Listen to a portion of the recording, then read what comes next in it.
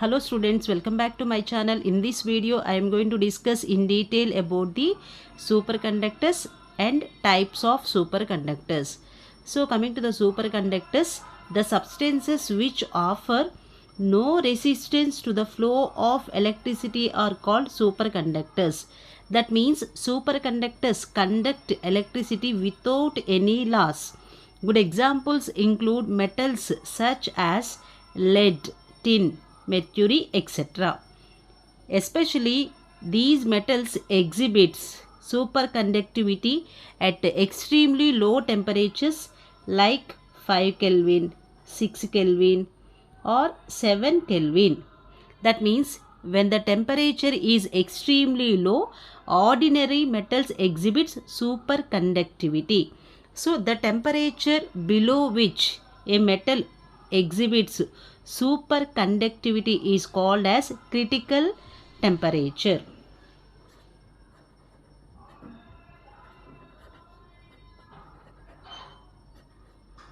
So critical temperature can be represented as Tc, and it can be defined as the temperature at which the normal metal passes into superconductivity state.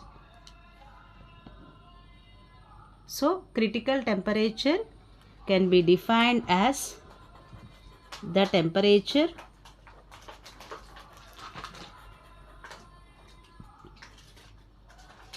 at which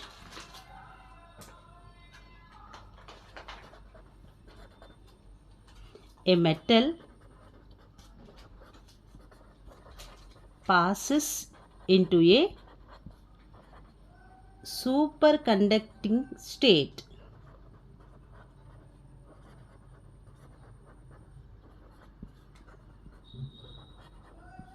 Is called critical temperature.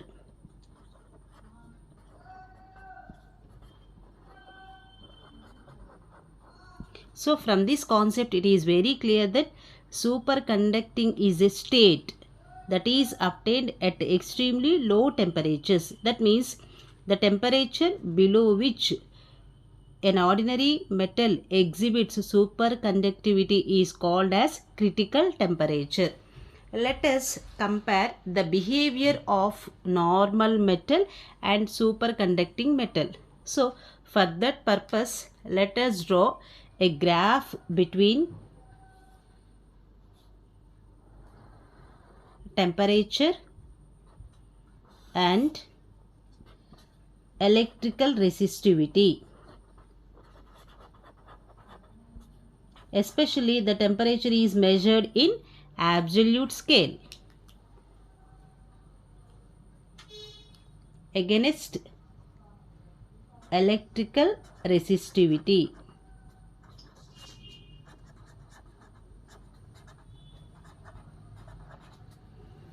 So whenever if a graph is drawn between the temperature and the electrical resistivity, so let us see how the normal metal will behave.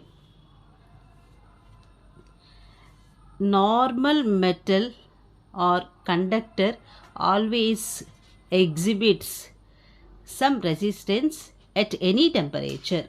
So this is the behavior of the normal metal.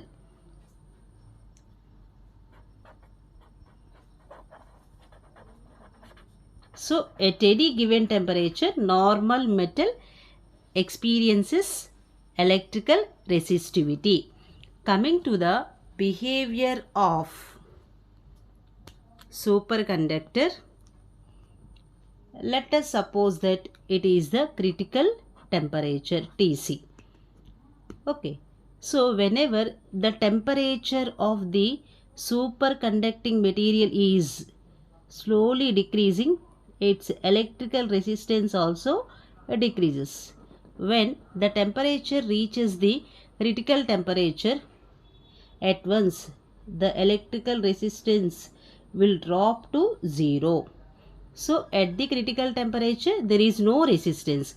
Beyond that, so even if the temperature is lower than critical temperature, it exhibits zero electrical resistivity. So this curve represents the behavior of the superconductor. So it shows the behavior of superconductor. So whenever if we compare the behavior of superconductor with that of normal metal, at ordinary temperature, the electrical resistance offered by the superconductor is much high than that of the normal metal. Next we will discuss about the differences between the superconductors. So coming to the types of superconductors, superconductors can be classified into two types. Type 1 superconductors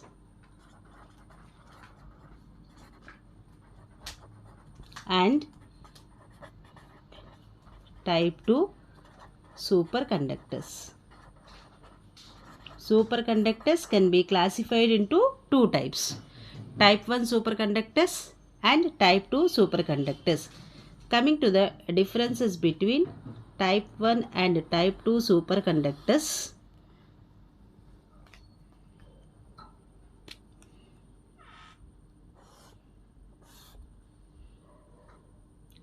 Type 1 superconductors are also known as soft superconductors or ideal superconductors.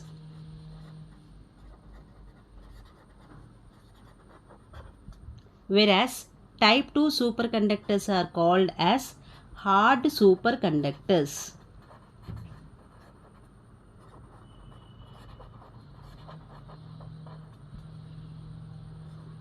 Good examples of type 1 superconductors in general includes the metals such as lead,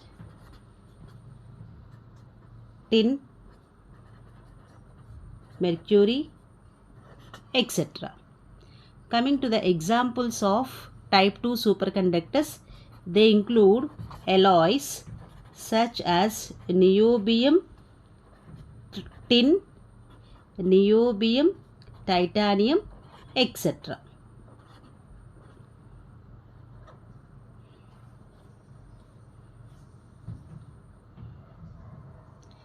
Type 1 superconductors exhibits perfect diamagnetism.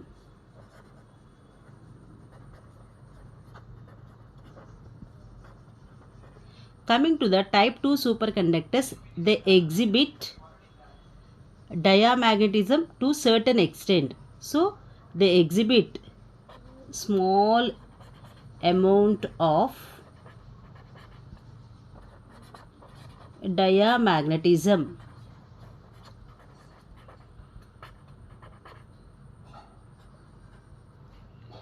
Type 1 superconductors exhibits complete Meissner effect.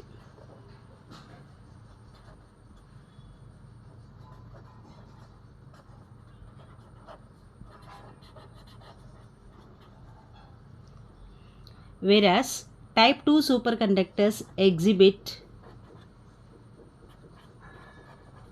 partial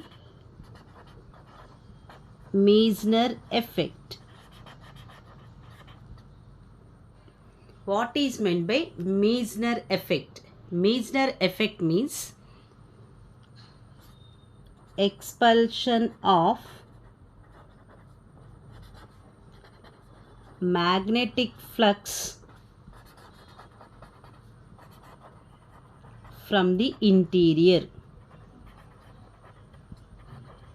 So whenever type 1 superconductor is placed in applied magnetic field, it is the superconducting material.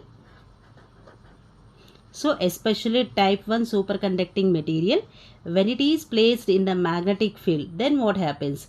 From the interior, it will expel the magnetic flux. So let us suppose it is the applied magnetic field.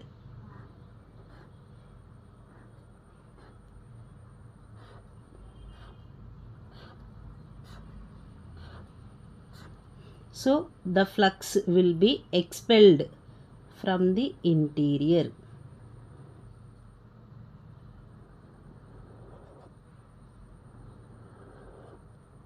It will expel the magnetic field or magnetic flux from the interior. This is the behavior of type 1 superconductor. Coming to the type 2 superconductor, it is the type 2 superconductor. Especially, it exhibits only partial Meissner effect. So, only to certain extent the magnetic flux will be expelled. Let us see how it will expel the applied magnetic field.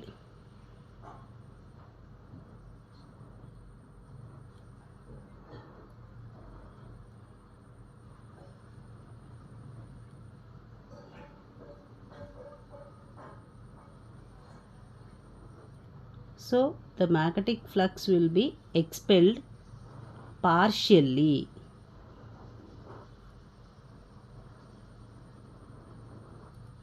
So, it exhibits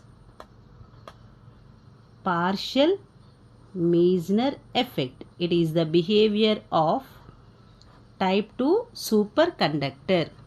So, from this diagram it is very clear that type 1 superconductor exhibit perfect Meissner effect, whereas type 2 superconductor exhibit partial Meissner effect. In the similar way, type 1 superconductor exhibit only one critical applied magnetic field, whereas type 2 superconductor exhibit two critical applied magnetic fields. So, whenever a graph is drawn between the temperature and the applied magnetic field, especially type 1 superconductor exhibit only one critical magnetic field. So, below which it exhibits superconducting state, above which it exhibits normal state. Coming to the type 2 superconductor,